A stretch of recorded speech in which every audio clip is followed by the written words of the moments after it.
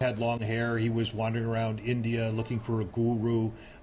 He was a strange person. I mean, by most people's standards, and I think under Chinese standards, I'm not sure he would have passed the muster. But I think his parents would have thought he was an academic failure. Now, Steve Jobs, it's interesting, but he didn't own or file any patents. He didn't, not a single one. I mean, it was Steve Wozniak who came up with Apple I, and he was able, though, to be a catalyst, and there was symbiosis between the innovator, which is Wozniak, and him, who was a marketing kind of person and a guru as far as letting ideas come in. I mean, it was a very interesting combination. But no, I would say he wouldn't fit in very well in China, in my opinion. Well, let's take a second look at South Korea, which has successfully worked out of the shadow of a middle-income trap. Innovation is very important. I believe there must have been legal battles between the Japanese and Hyundai, this Korean automobile brand, for the similarities of their logos. I mean, I was aware of that, the embarrassing part of the South Korean track record. But that country still deserves, I mean, South Korea still deserves credit for its guts and bravery in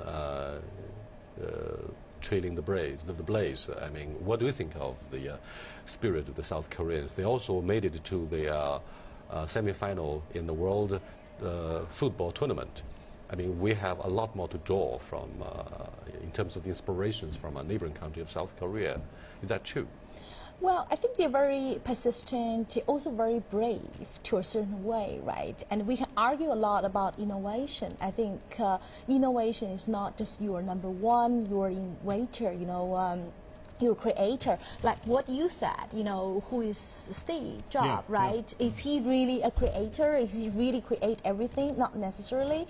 I think like a marketing, like bring a big market is also one of the thought, right? It's also one of the creative thing. So I think you're right. I think they have certain spirit. They were very brave. They were, you know, take up the technology, and they were trying to bring themselves up, which is kind of spirit. I think also like a neighboring country like China, we could benefit. We should think about.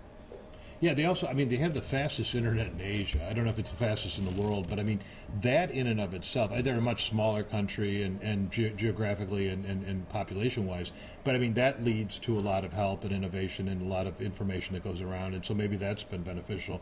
But yeah, no, there's a lot we could learn from Koreans, for sure. I guess they, you know, that's stepped out of the shadows of Japan, and it's moving in its own direction, for sure. It's hard work. South Korea has learned the lesson the hardest way through this legal battle, and China would also think very carefully about how to sustain its